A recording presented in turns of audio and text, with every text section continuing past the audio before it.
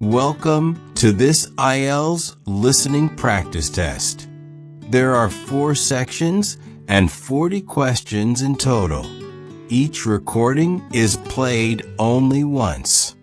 You'll have time to read the questions before each part and check your answers afterward. At the end, you'll get 10 minutes to transfer your answers. Get ready with a pen and paper. Now let's begin section 1.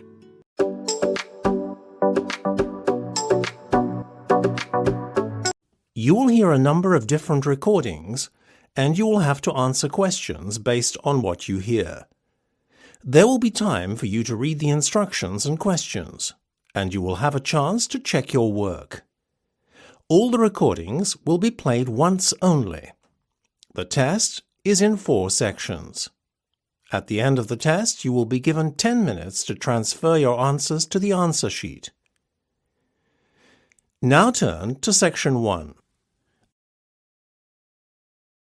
Section 1.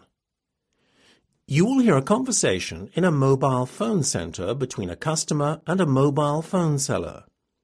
First, you have some time to look at questions 1 to 7.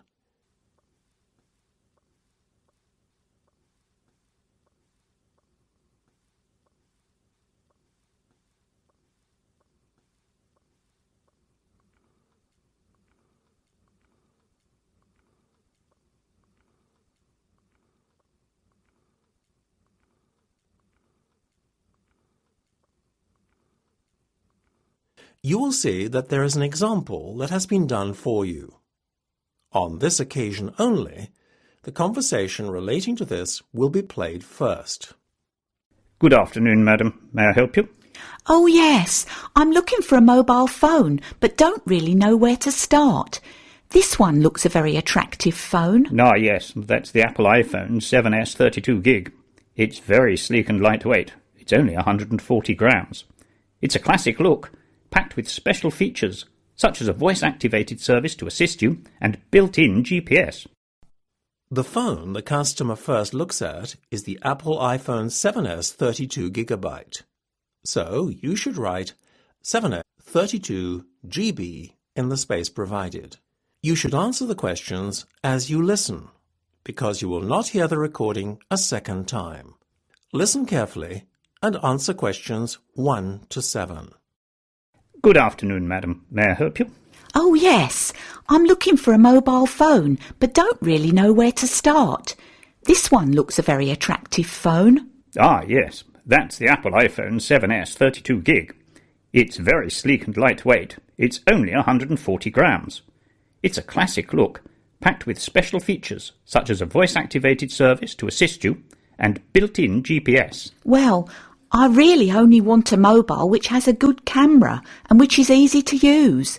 Oh, and another thing, I don't want it to run out of battery all the time like some of those cheaper phones. If you want an excellent camera, then this phone has an 8-megapixel camera for photos. You can also talk for up to 8 hours once the battery is charged. On standby, your phone will remain powered for up to 200 hours. Oh, that sounds good. How much is it though? You're looking at £22.50 a month on a fixed 24-month contract. The good thing is that there are no fees payable up front. Yes, it's a bit pricey.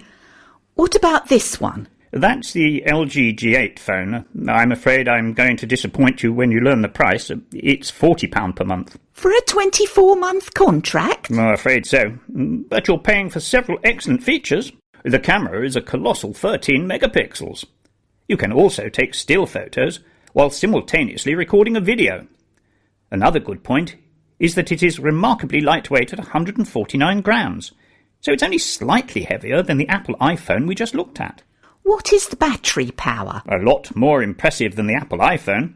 Standby time is 565 hours and talk time 19 hours. It also has a high-definition screen that is second to none due to Quad HD technology. In fact, the screen has 4 times the pixel count of a normal HD screen. I admit I love the look of the phone, but really it's way out of my price range.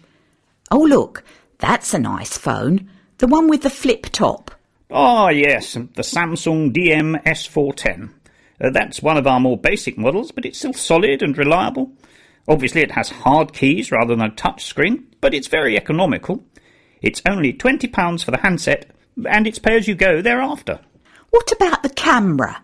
Are the pictures of good quality? That's where the other two phones I showed you earlier are far superior in quality of picture than this model. In fact, the camera doesn't even possess a flash. You're also very limited on your talk time.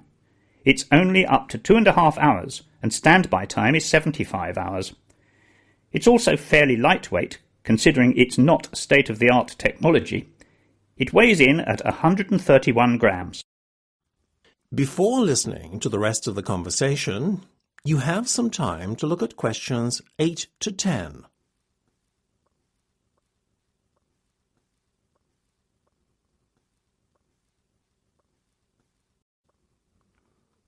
Now listen and answer questions 8 to 10. Well, all things considered, I reckon the Apple iPhone 7s 32GB is the one for me. Actually, I know that it's out of stock at the moment. We only have the display model to show customers. But if I put in an order today, it will be with you within the week, say around April the 8th. Great! So if I could just take your name and contact number, I'll give you a call as soon as it's in. Oh, thank you. The name's Janet Johnson. That's Johnson with an H. And my mobile number is 0799 678 305 8378. Wonderful. Thank you very much, madam. It was a pleasure meeting you. Thank you too for all your help and for your patience. That's the end of section 1. You have half a minute to check your answers.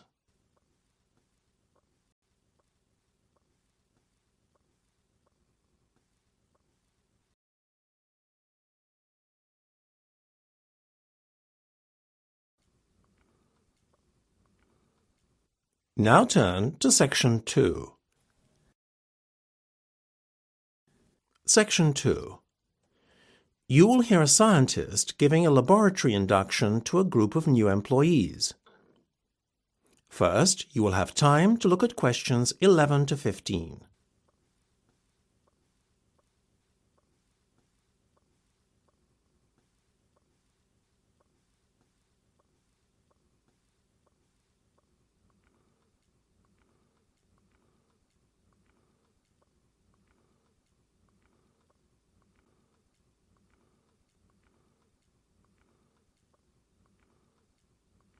Now listen carefully and answer questions 11 to 15.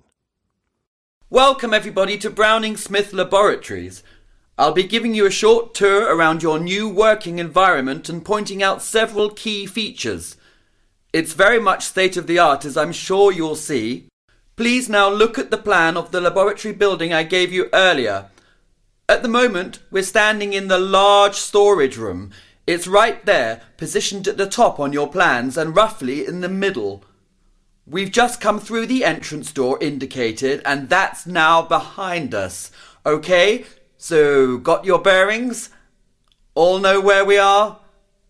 Good. Let's continue our tour then and go next to the dry lab. As we go straight ahead down this corridor, the caretaker's room is the next room on your right. Immediately after are the unisex toilets. Now, let's go through these doors ahead of us and into the dry lab. Okay, so here we are now in the dry lab, which is the laboratory's biggest work area. If you look at your map, as we are standing now with the doors behind us, you can see the acid storage bin area clearly marked off to your right. Let's walk over there and take a look. You can see on your maps that we're standing in the far end of the building now. The acid storage bins are a hazardous area, obviously.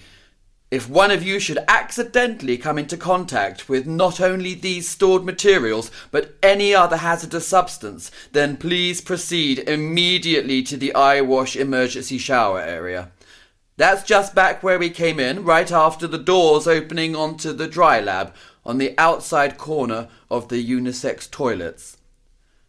I think those are the main features this end of the lab, apart from the chest freezer and cooler you see off to your right as you're facing the acid storage bins. The cooler area is divided into 2 sections. Okay, let's go and see the rooms now at the other end of the building. Now don't turn off to your left. That's where we entered the lab, if you'll remember. The next entrance off to your left, however, is the wet lab, which, if you'll look on your plan, is adjacent to the large storage area, but can only be reached by this entrance. Let's pass on by this lab and the clean lab adjacent to it and make our way to the small storage area. It's the first room through these doors ahead of us now. Please hold the door open for the person behind you as we file through. Good. I think that's everyone here now. This is the small storage area. And now we are at this end of the building. There remains for me to show you only one other room. You can see 2 doors leading off this room. The one ahead is an exit which will take you outside the building. The other leads to the walk-in cooler. Oh, there is one more area I need to mention.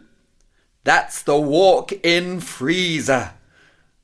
It can only be accessed by leaving the building entirely, either through the exit I just pointed out or the first entrance we came in. I hope that's all clear now, but you will soon become more familiar with the general layout of the laboratory building. Before you hear the rest of the discussion, you have some time to look at questions 16 to 20.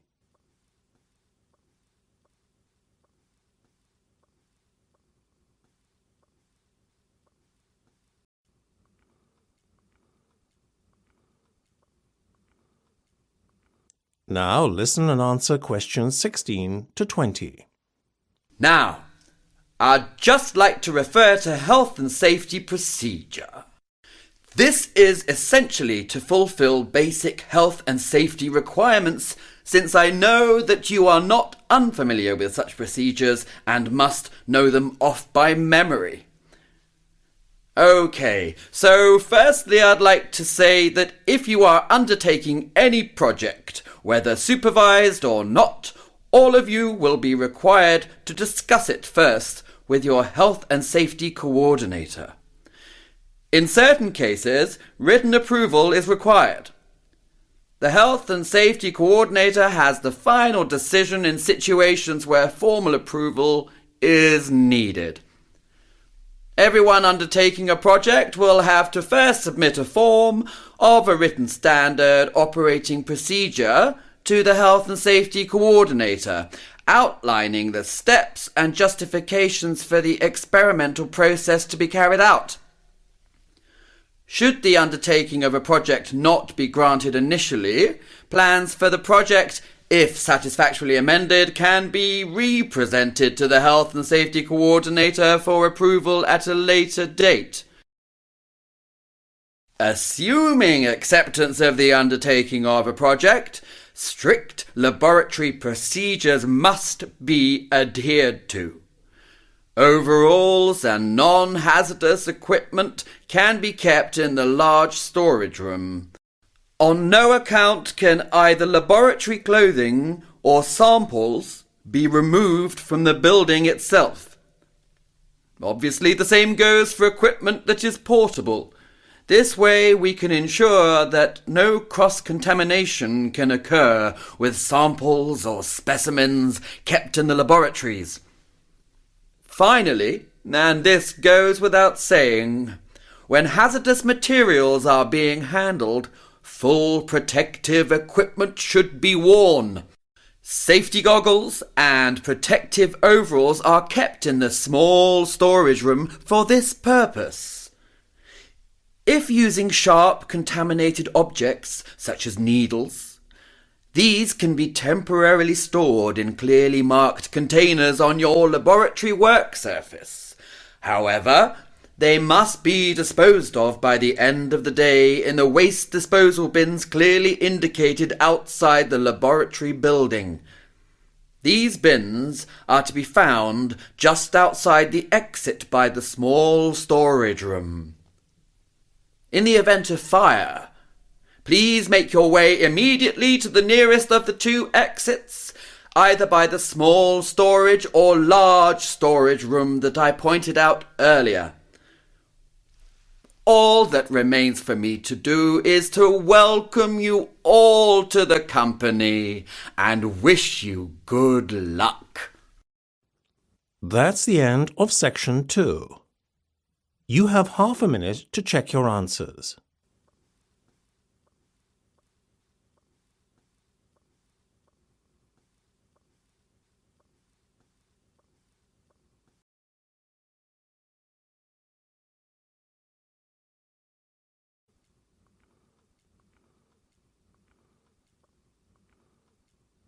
Now turn to section 3. Section 3. You will hear a discussion between two science students. First, you have some time to look at questions 21 to 25.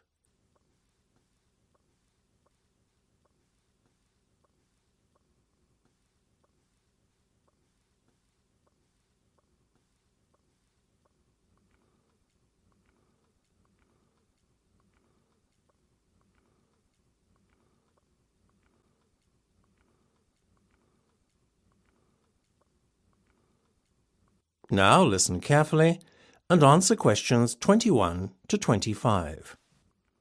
Hi, Mark. Are you going to that lecture on microchip implant technology? I don't think I'll go. It's not that it's not a relevant field of study. It's just that it isn't personally relevant to me. If it were a computer science lecture, though, I wouldn't miss it for anything. I know. Still, I think the concept of microchip implants is rather intriguing. Whether you like the idea or not, such a technology opens up so many possibilities. Almost everyone stands to benefit from it. It just sounds so futuristic and like something out of a sci-fi novel to me. Funnily enough, microchip technology was first predicted in a sci-fi novel over half a century ago. More amazingly still, the prediction didn't fall far short of reality either. But what sort of person would implant a microchip in their body? Oh, I don't know. Gadget and techie enthusiasts for one. Whilst we may not have the technology available at the moment to use their full potential, they will have uses in many fields in the future, I'm sure. But doesn't the implantation of the chip hurt at all? I'd imagine it was quite painful. Actually, from what I've heard, it's relatively painless. All you feel is a slight prick on your skin as a needle with the chip is inserted under your skin. Just the thought of it makes my stomach turn. But isn't it quite unsightly? Doesn't the chip show up as a bump on the skin surface? No, not at all. It's really minute, you see. It's so small it fits into the size of a thumbnail. Well, it's certainly not my thing for sure. I think you ought to come to the lecture, though. You might change your mind. No, you go. If you find out anything interesting, then you can tell me. I'll be around on campus for at least the rest of the afternoon. OK, you're on. Great. We'll meet after the lecture then. See you. Bye. Before you hear the rest of the discussion, you have some time to look at questions 26 to 30.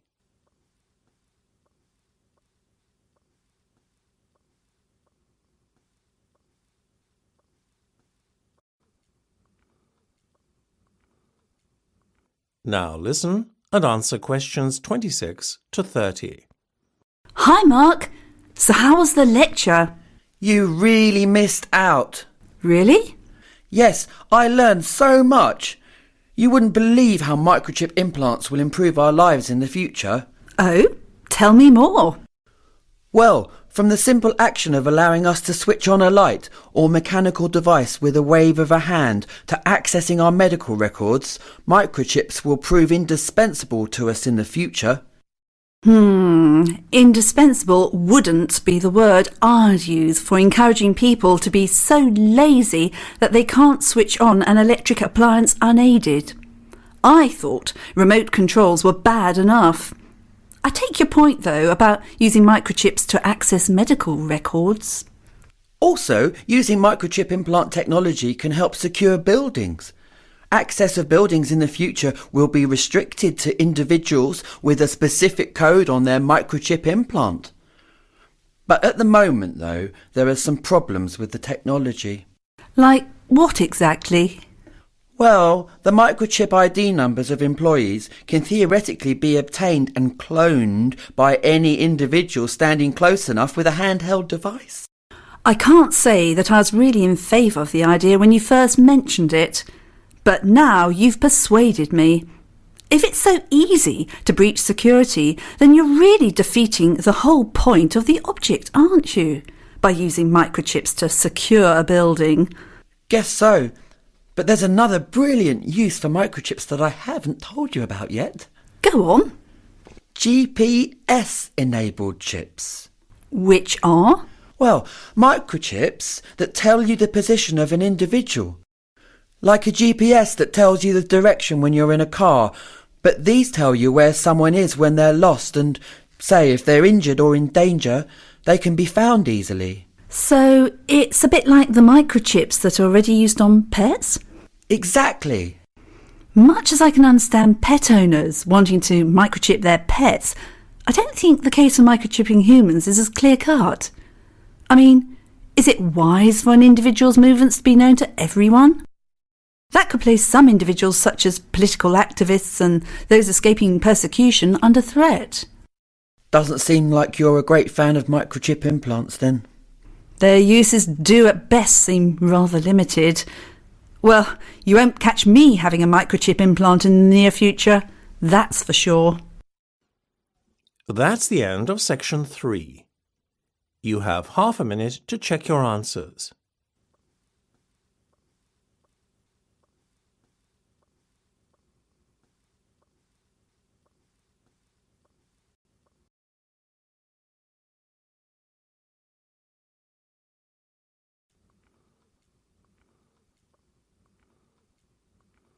Now turn to section 4. Section 4.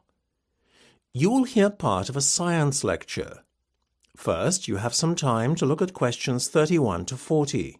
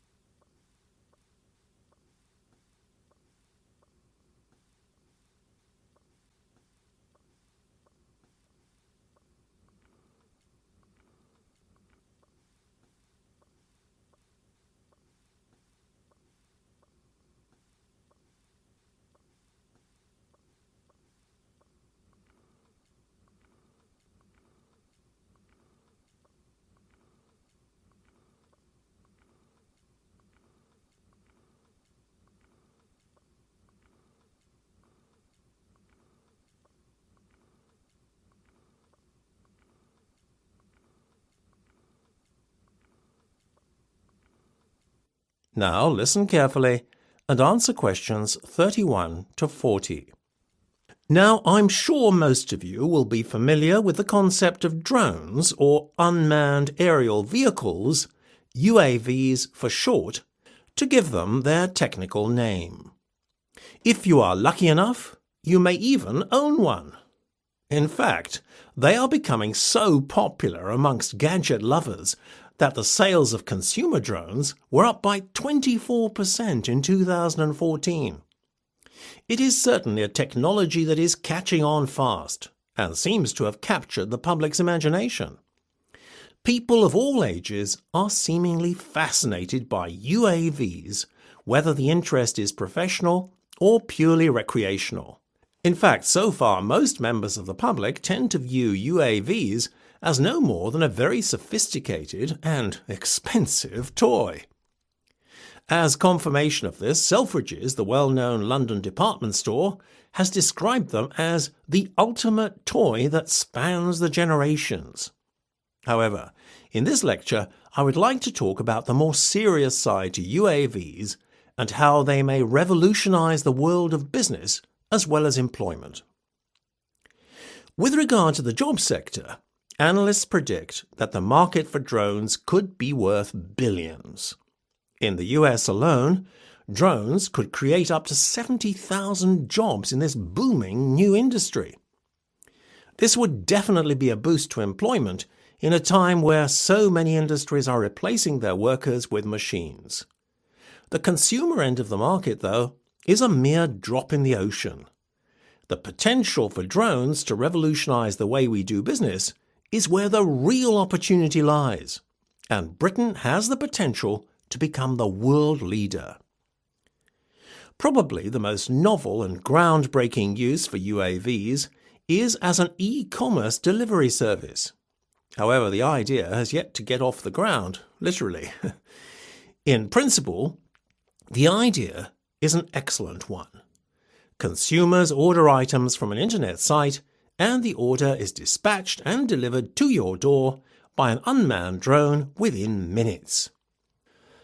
The mail-order giant Amazon first conceived of drones as a delivery service in the US, but plans stalled, leading many to question if the whole proposition was merely a marketing stunt. More likely, though, the proposed drone delivery service conflicted with aviation rules as laid down by the US Federal Aviation Administration. The biggest problem in the US is that they've invested $5 billion in a new traffic control system. But it was years before drones were on the radar. Therefore, aviation laws are not compatible with or accommodate for UAVs. The UK, however, has much more relaxed aviation laws. Drones are permitted as long as they do not fly in crowded areas, as defined by the Civil Aviation Authority. It therefore makes the UK a very attractive country to develop the e-commerce delivery system in. Whilst the UK is trying to set up and run a drone-based delivery service, Britain is already a leader in the field of drone-based aerial photography. If you think about it, the potential for such photography is huge. Not only does it allow you to take photos that could only previously be taken from an aircraft or even hot air balloon, but drones can get much closer to their subject. This is obviously a great advantage if taking photos of dangerous wildlife on safari. For the moment, drone-based aerial photography is especially popular for weddings. It's a bit of one-upmanship for the bride and groom, really. I think most people are bored with the usual cliched settings of a church with a countryside backdrop. Well, so far, I've talked about all the positive aspects of UAVs, but we shouldn't forget that there have also been some problems experienced by those using this technology. Many of the problems have arisen because of a handful of hobbyists who are giving the industry a bad name. The issue mainly is with cheap drones flown by people without licenses. Because in the UK, unlike the US, a driver's license is officially required to fly a UAV. When someone flies a drone outside a controlled area like a park, you're heading for trouble. Only recently, an accident caused by a drone made headlines.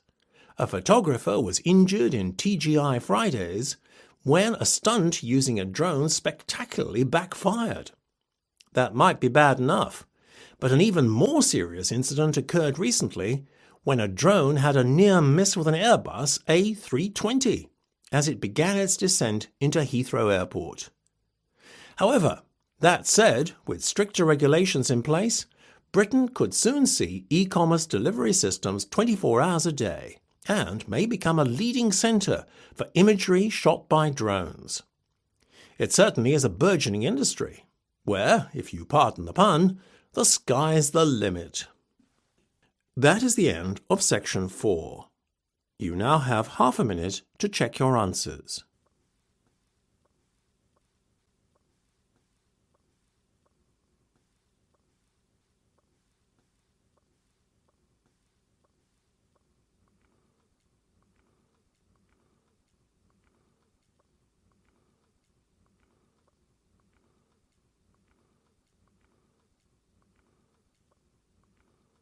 That is the end of the listening test. You now have 10 minutes to transfer your answers to the listening answer sheet.